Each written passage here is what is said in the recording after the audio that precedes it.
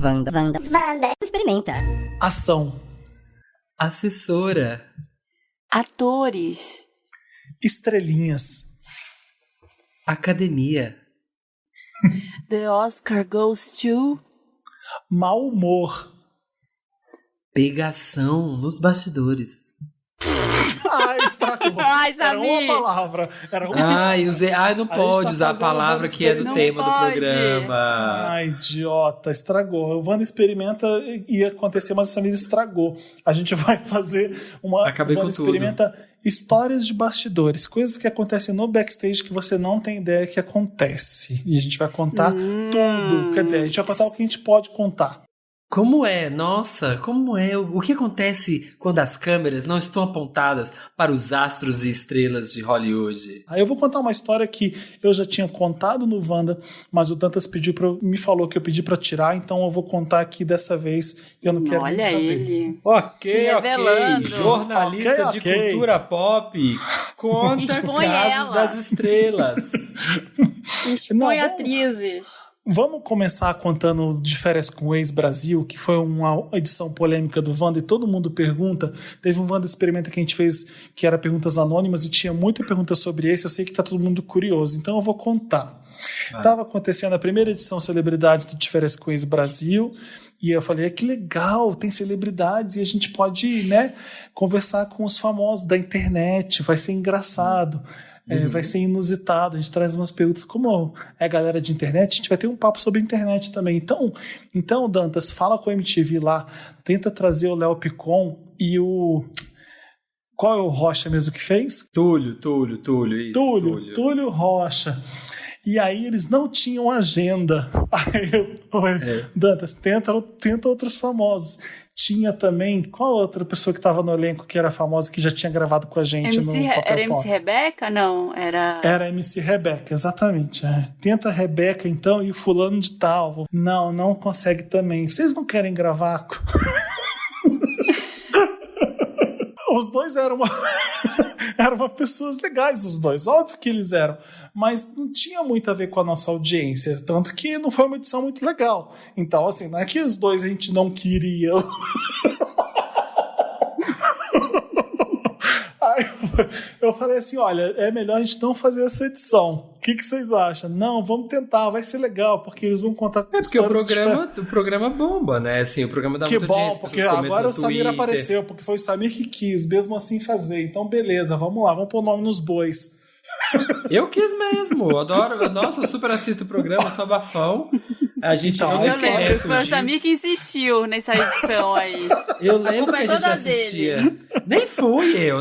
Estão querendo colocar a culpa em cima de mim aqui, ó, me usar Faltei no dia. de boi de propósito. piranha para suas falhas, mas nem A vem. Marina falou assim, eu vou fingir que eu tenho coisa pra fazer e não vou participar dessa edição Vou porque fingir que eu me eu tô recuso. doente.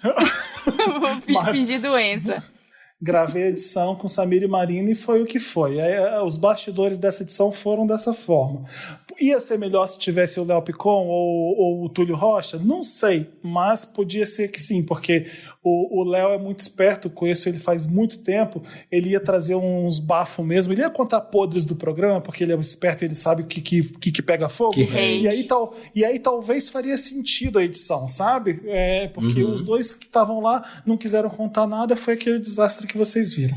E eu Mas acho não que era também, e eu acho que também faz muito mais sentido. É assim, é que a MTV não quer, né? Eles querem promover o programa. Mas faz muito mais sentido o participante ir depois do programa, ou depois do episódio. Porque já tem os bafões. Por exemplo, eu tô assistindo a temporada atual agora. Se vai os pessoal lá, se vai as gays, você tem, assim, 1 milhão de perguntas. E, assim, coisas que as pessoas já querem saber porque já aconteceu e tem contexto. Um grande problema também dessa edição é que chegou o povo lá e ficava, vai acontecer isso. Ah, não, vai vir uma coisa aí. E aí ficava muito no ar, assim, tudo. Então não tinha Não nada fez o pra- menor sentido ser antes. Enfim, vamos embora. Vamos contar a próxima história de bastidor, porque eu já contei a minha. Depois eu volto pra contar. Ok. 2 atrizes no México e eu muito estressado. É o que eu vou contar depois.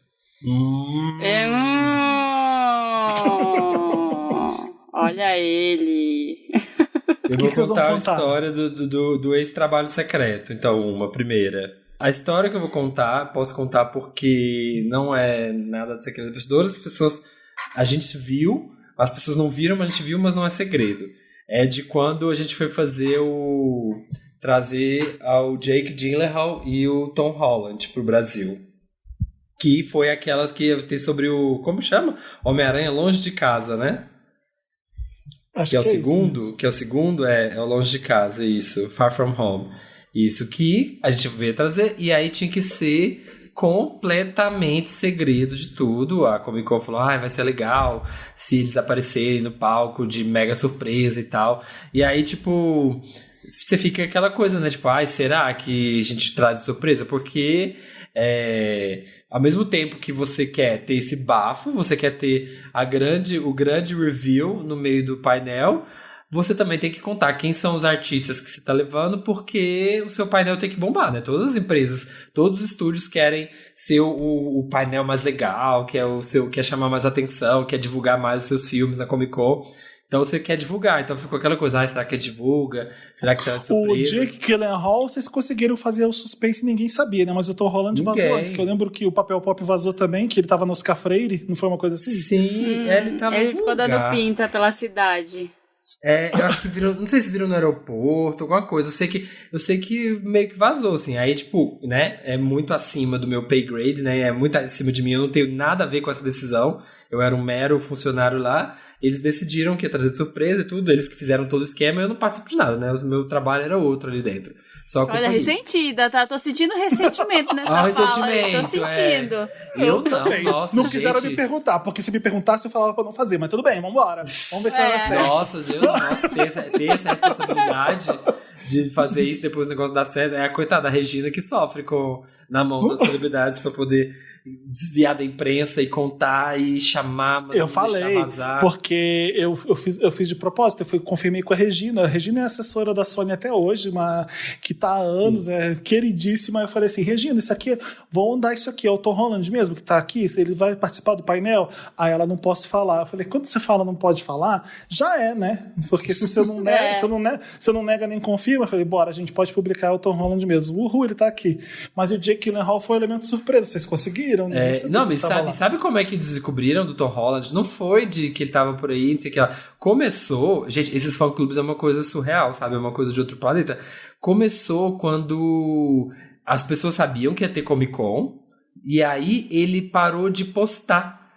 Ele ficou acho que 2 dias sem postar nada em rede social no Instagram dele, porque, sei lá, tava viajando, tava vindo pra cá, tava nesse esquema, e aí ele ficou 2 dias, e aí os fã-clubes de Tom Holland foram muito espertos, falaram, olha, se ele tá 2 semanas ele tá 2 dias sem postar, a Sony tá lançando esse filme que é mega grande, e a Comic Con é agora, ele tá vindo pra cá. E o Brasil é na puta que pariu, demora não sei quantas horas pra atravessar, então é isso, galera. Então, e aí então, tipo, coisa vazou. Aí o Jake Gyllenhaal era tudo segredo. Era tão segredo que olha, eu ressenti. Eu que trabalhava lá, só fiquei não sabendo. Sabia. Não, eles não contam nem pros funcionários internos da empresa. Ai, sabe. Não pode contar, é segredo tudo lá da empresa. Aí o Jake veio. Jake veio. Só que acontece? O bonito resolveu tomar um café antes de ir pra Comic Con, antes de ir pro evento, antes de ir pro coisa. Ele, peraí, pode passar no café? E aí, né, a Sony, assim, né, descabelada, porque, pelo amor de Deus, meu Deus, vão descobrir como tá aqui, vai acabar com a grande surpresa. O cara foi lá no Veloso, ali que fica ali no Itaim, sentou lá, entrou, tomou um café, ficou lá tomando um café, ficou lá. E aí, né, a Sony, a Regina, desesperado, porque, meu Deus, vão descobrir como tá aqui. Só que, sei lá, né, tipo, é um lugar que, né, acho que não é muito o público do Jake, não reconheceram ele.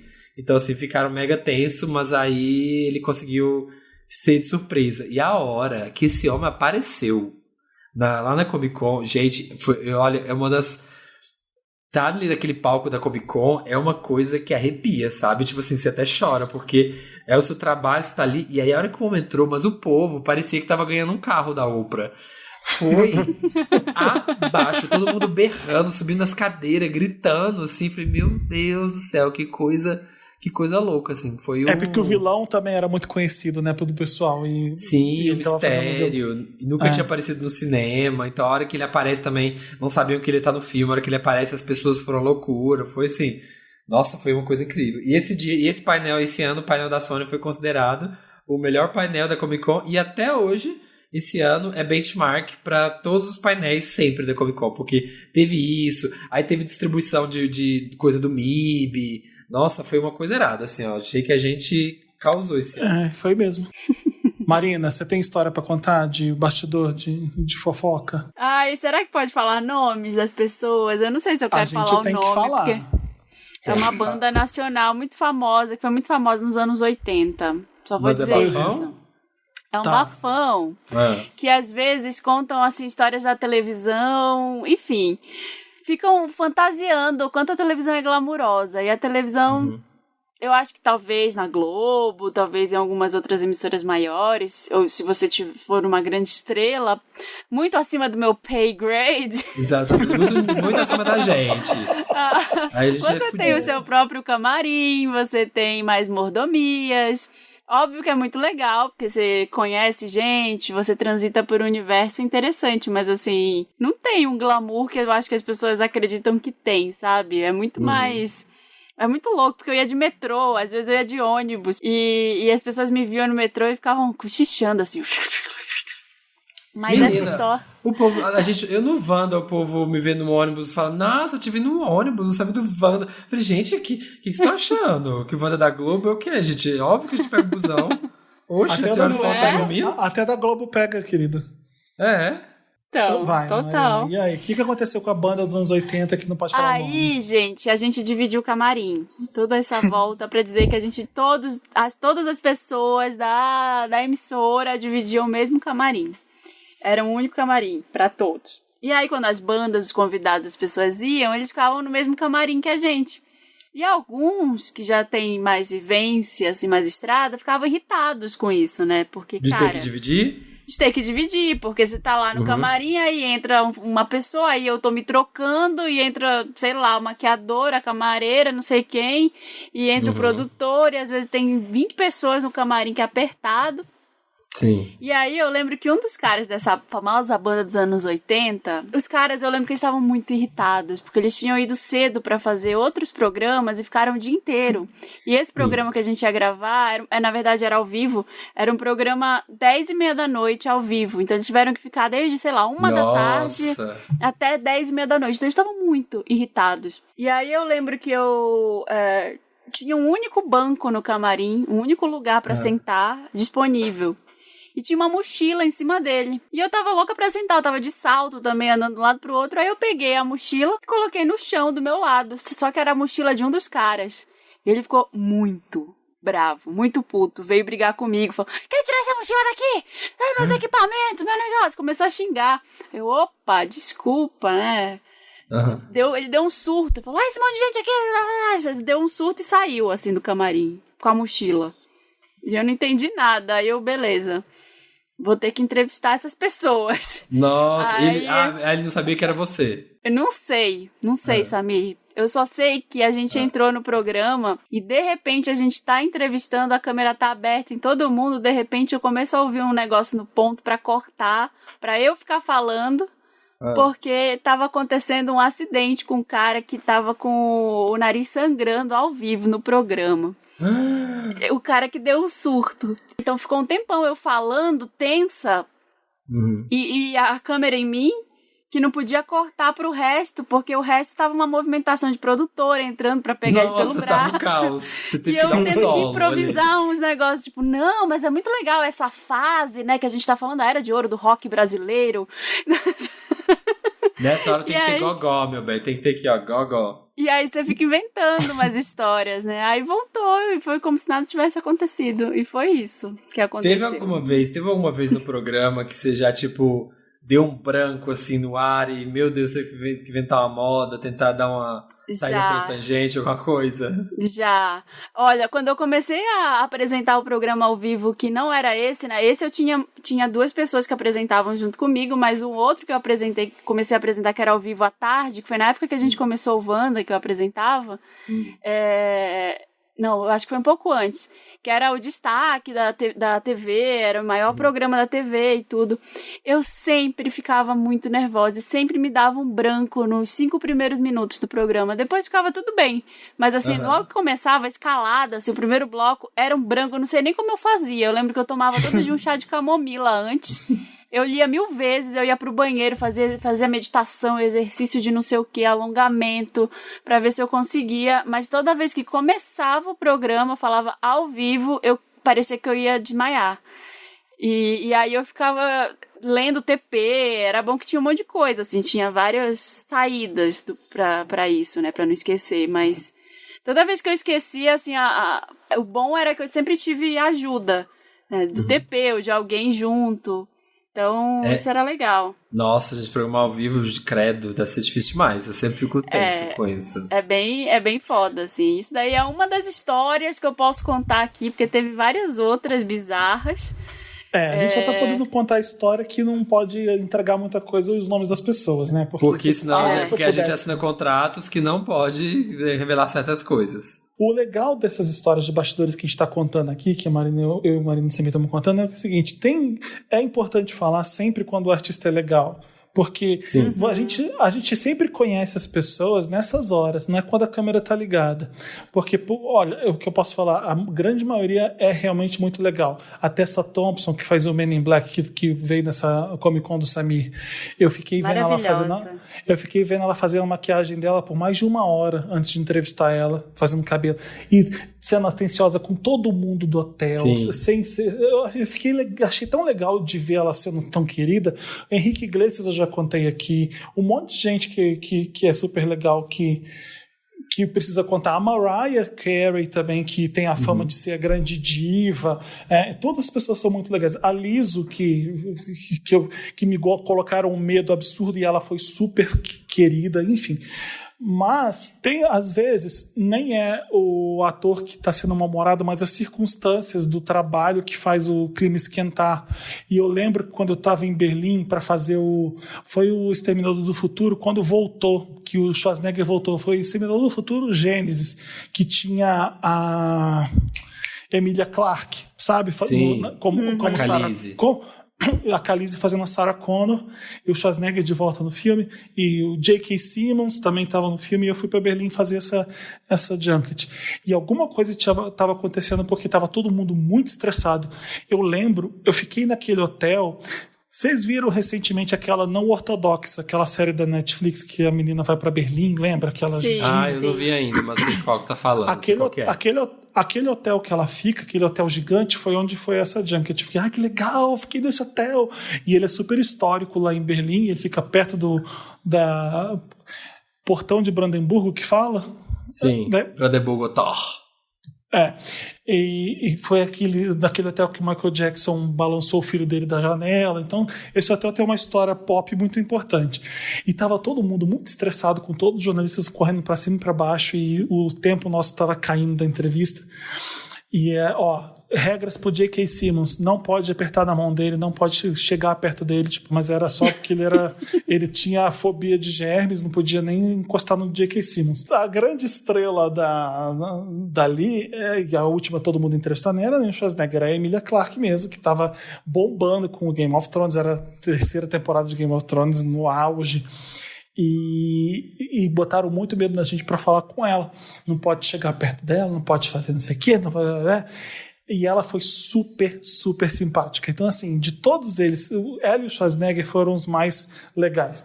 O cara também, aquele cara bem gato que estava no filme também, foi divertido. Mas ela foi muito simpática, e para cada estrela simpática, você tem uma assessora que é muito brava, que é muito estúpida.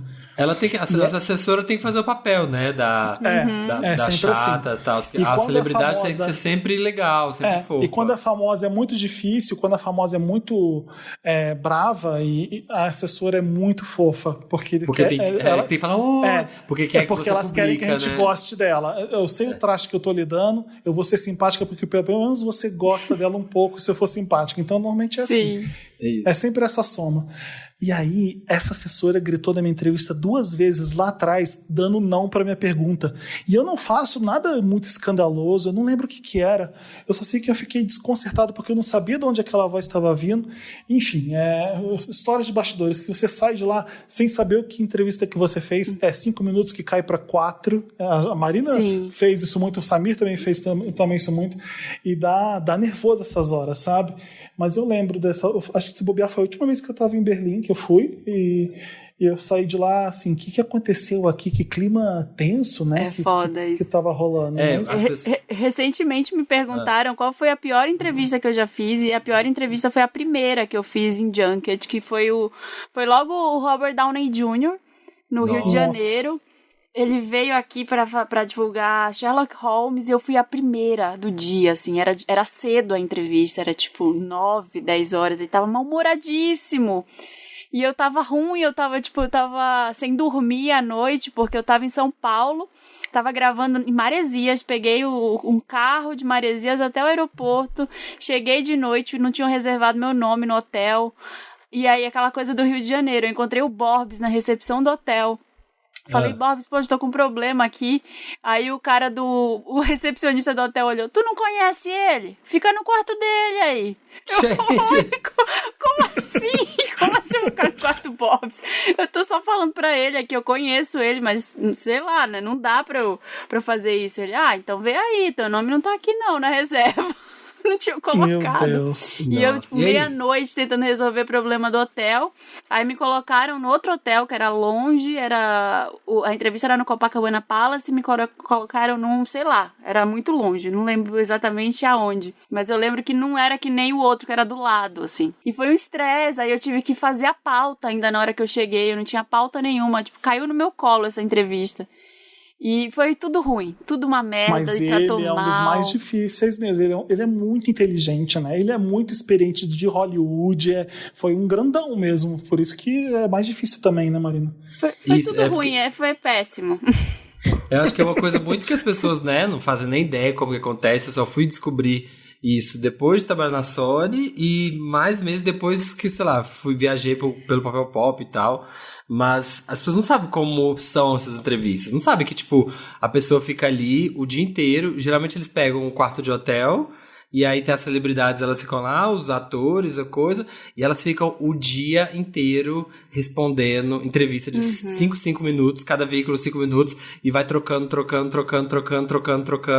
E aí realmente tem hora que ela fica assim, com um saco de um tamanho. E aí o que eu falo pro pessoal do Papel Pop que vai entrevistar? Eu falo, gente, olha, imagina o artista respondendo as mesmas perguntas sempre. Tenta, pelo menos, que... Obviamente que às vezes não tem como fugir, você vai falar do filme, todo mundo vai falar da mesma coisa, normalmente vai ter as mesmas perguntas, mas é legal ter perguntas diferentes para isso não acontecer, senão você perde o artista, ele não aguenta mais a mesmice, né? Então tem que ter uma entrevista boa na mão. Quando eu fui fazer o Cats lá, foi esse esquema de... Porque eles levaram todo mundo do mundo, né, pra lá, então ficou... E tinha, sei lá, umas 8, 10 pessoas, sei lá, do elenco, aqueles tantos de gente, e aquela movimentação de gente pra lá e pra cá. E aí você vê que eles estão ali, as celebridades, e tem jornalistas bons, tem jornalistas fodas, e tem uns jornalistas que você fala assim, meu Deus, como essa pessoa tá aqui. Tinha uma menina lá no Duquetes que ela tava assim, mais perdida que tudo, assim. Eu falava assim, nossa, como é que essa menina... E aí eu fazia a entrevista... Eu saí, ok, tipo, não teve ninguém que fiquei muito, né, que eu achei que tipo, foi muito ruim, mas ela sempre saía da entrevista e falava assim, ai, fulano é muito ruim, nossa, fulano é muito difícil, fulano não me deu nada, eu perguntei tal coisa, não sei o que, aí eu falei, também, né, minha filha, você também, né, o nível das perguntas dela. Você não ajuda. De Cats, só o do Jason Derulo, que eu achei que a entrevista foi média, assim, porque, tipo, a gente não tava se entendendo muito, ele tava meio sem paciência já, porque todo mundo... O problema do Cats é que, assim, era esse filme que todo mundo tava comentando, todo mundo achou que ia ser ruim, né? E não tinha material, não tinha nada. A Universal tava segurando ao máximo tudo do filme. Então, tipo assim, as pessoas não tinham muito o que perguntar. Então, o Jason Derulo foi na semana que saiu a foto dele no Instagram de pau duro, na sunga, marcando. E aí, Não as tava pessoas... duro, aquilo ali é o tamanho normal. Fala, tava com a sunga marcando. Aí todo mundo só queria falar disso. Eu falei assim, cara, não vou perguntar disso porque eu tenho certeza que ele vai... E a minha entrevista com ele era uma das últimas. E aí, foi o dia inteiro. A todo mundo só perguntou isso pra eles. Então os jornalistas no começo do dia falavam... Que saco, né? Aí os jornalistas do começo do dia falavam assim, nossa...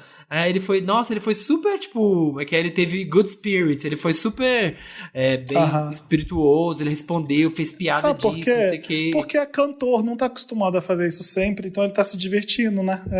No às vezes tem final essa do sorte. dia. Não, mas aí no final do dia, as pessoas já estavam assim, nossa, ele foi muito grosso, nossa, não sei o que. Porque, pensa, o cara tava há 8 horas respondendo, e essa piroca na sunga? Nossa, devia ser um saco. E aí, quando eu fui, a minha última entrevista do dia foi a Rebel Wilson. E aí a assessora chegou e falou assim, você tem alguma pergunta sobre Cat School? Que é tipo a escola lá de movimento de gato, que acho que 2 pessoas do elenco fizeram, e ela não fez. Só que o povo não tinha o que perguntar, acharam essa. Acho que foi a Taylor Swift que fez essa escola de gato. E aí todo mundo tava perguntando pra ela, e a escola de gato, a escola de gato? Ela já tava com o saco na lua, assim, tipo, então ela chegou a assessora e falou, olha, se você tiver alguma pergunta sobre a escola de gatos, melhor fazer outra, porque não sei o que. Eles tentam, né, tipo, desviar do assunto. Aí eu falei, não tem nenhuma disso não, não sei o que lá. E foi super tranquilo, assim. Quando a gente teve a junket da Netflix, que teve o Bird Box, que a Sandra Bullock veio, o Trevante veio junto. Aliás, esse é um dos vídeos que eu fiz que eu achei muito legal, mas como o 4 minutos caiu para 3, eu acabei não falando quase nada com o Trevante, todo mundo cobrando que eu nem tive pergunta nenhuma para ele, mas aqui não consegui mesmo, né? Enfim, o clima estava tenso porque estava a América Latina inteira nessa junket, então tinha jornalista de tudo quanto é lugar da América do Sul.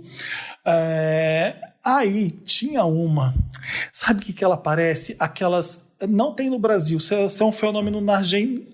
Esse é um fenômeno da Argentina. Aquelas apresentadoras loira que eu não sei, parece uma Barbie. Já sei do que você tá falando, já visualizei. A gente tem a Hebe, a gente não consigo nem comparar com o Brasil quem que é, porque a gente não tem. É aquela coisa meio esfuziante, loira, linda e de TV, bem de TV. Italiano tem isso, né? Na Itália tem umas assim, né? Itália tem, e na Argentina também tem. Aí, eu não sei se ela é da Argentina, eu tô chutando também, tá, gente? Eu só sei que ela saiu gritando da entrevista e todo mundo olhando o que tá acontecendo, o que é isso? E ela se trancou, a gente fica numa salinha e com uns pão de queijo, murcho, um café um cafezinho. Aí dependendo, às vezes é bom. O dia do Cats lá tinha um buffet babado, nossa, eu comi demais o dia inteiro. Às vezes é bom mesmo. Aí essa menina se trancou no banheiro da suíte que a gente tava e ficou conversando com o namorado no telefone, contando toda a história. E aí todo mundo que tava ali dentro fingiu que não estava ouvindo, mas todo mundo começou a conversar muito baixo e o papo entre a gente na sala morreu pra gente poder ficar ouvindo. Ficar ouvindo a fofoca. E aí me cortaram, e aí eu fui expulsa. Alguma merda aconteceu, ela não conseguiu fazer uma entrevista boa. Aí ela saiu, bateu a porta, veio uma pessoa da Netflix, pediu pra ela ir para outro lugar, ela ficou ali sentada chorando, e eu só sei que é isso. E eu não tinha nem entrevistado ainda a Sandra Bullock, eu falei, se acontecer alguma merda, os climas lá dentro estão quentes, eu não sei o que pode acontecer quando eu entrar, mas vamos ver. E essas coisas acontecem às vezes nas junkets. Sim, às vezes a pessoa tá irritada, já quer ir embora. O que mais você tem pra contar? Eu ia contar só uma história, a última história, que era os bastidores daquela foto que a gente fez pra Vejinha, que eu atrasei mais de 1 hora, porque bati o carro, furou o pneu, foi tudo errado. Eu bati o carro num... Sabe bastidores Wanda. Sabe esses negócios que tem esses tipo tubo de ferro que tem na calçada, às vezes pra prender alguma coisa, corrente de... Tipo corrente de garagem, assim, de estacionamento de loja. Aquele que é no horizontal, que fica um cano no horizontal, assim? Tipo um cano... Não, na vertical mesmo, um grande. Ah, tá, que tipo um pau enfiado lá, assim, de ferro. Só que esse não sei pra que era, ele tava bem na esquina e quando eu virei o carro, entrou a roda lá, bateu na porta do carro e o carro subiu no negócio e furou o pneu. Eu sei que eu Nossa. tive que... Foi horrível. Esse dia foi tudo errado. Eu tava morrendo de sono. E a Aí eu- gente enrolando a Veja porque a Marina estava Nossa. atrasada. A sorte é que a repórter era super legal, né, com a gente. A repórter Sim. era ótima, mas o repórter fotógrafo, era ele tava Wander. bravo. O fotógrafo tava bravo, gente. Sim. O fotógrafo tava Sério. esperando, né? Com E a razão, Marina, né? não, tô ouvindo. E a gente já assim, meu Deus, cadê a Marina? Ai, bati o carro. A gente, meu Deus, como assim? A gente assim, super ansioso, né, pra fazer foto, não sei o quê. Ai, meu Deus, o que vai acontecer? Aí a gente ficou lá enrolando, não sei o quê. Ah, vamos fazer aqui. Até conseguir enrolar pra Marina chegar. Eu lembro que Nossa, estava gente. muito quente. E meu grande trauma em qualquer momento de câmera, de entrevista, calor. é o calor. Porque eu sou uma pessoa muito quente normalmente e fico com muito calor, com muita facilidade. Tanto que no frio eu nem uso casaco. Pra mim, tô super de boa. E nesse Nem dia frio, nem tava- calor. 0 grau pra mim tá ótimo. Nesse dia tava muito quente, eu tava muito suado. Eu olhava no espelho toda Ai, hora tentando gente. secar pra não parecer que eu tava brilhando. Aí maquiagem, é horrível, eu odeio isso aí. Que vergonha, gente, esse dia, olha. Foi tudo errado. É isso, Início contamos de sonho, histórias é de isso. bastidores, contamos fofocas pra vocês, é isso que vocês gostam. Talvez tenha parte 2, talvez tenha parte 2, a gente não sabe, vai depender Vamos muito ver. se vocês pedirem ou não. Tá? Ano que vem tá aí, com mais Vanda Experimenta. Então tá bom. Toda terça-feira, religiosamente, terça sim, terça também, tem Vanda Experimenta aqui no Spotify. Tá gostando? Vai lá nas nossas redes, indica o que vocês querem que a gente experimente, qual é uma ideia de programa. Ouça exclusivamente aqui no Spotify. É isso, até o próximo Wanda Experimenta. Até, tchau, tchau. Experimentamos.